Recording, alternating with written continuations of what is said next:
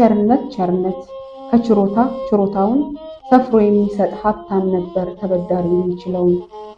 ለጌታቸው ሊታመኑ በስጦታው ሊከብሩበት ወጥተው ወርደው ሊለውጡ በመክሊቱ ሊያተርፉበት ለእያንዳንዱ እንዲሆነ ተሸከሙ በጎ ዕጣ አበዳሪው ከሄደበት ከመንገዱ እስኪመጣ።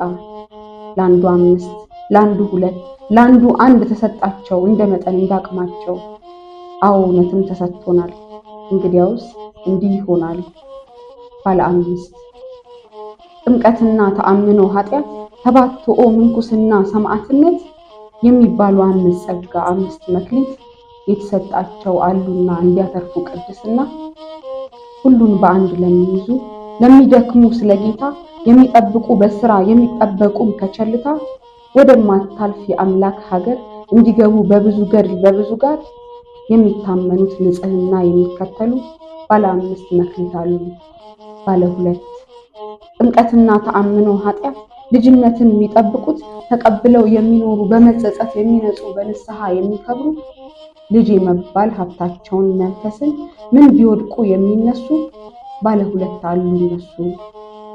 ባለ 1 ነን እኛ ሃይማኖትን የቀበርን ሰነፍ ባሪያ ሀኬተኛ አላውያንን የፈራን መናፍቃንን ያፈርን እሳት ስለት የሚሰቅቀን መዘጋጀት ያልሆነልን እምነት ይዘን ምግባር ያልታጠቀን ባለ 1ዶቹ ነን እኛ።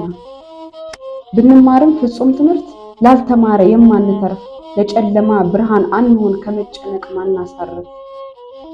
መዳን ሊወርስ እንዲገባው ወደ ሕይወት ልንጠራው በዓለም ላለው ላደራችን እንዳይተርፍ ጥምቀታችን እንዳይተርፍ መክሊታችን በስንፍና የቀበርነው። በጌታ ፊት ምን ልንል ነው?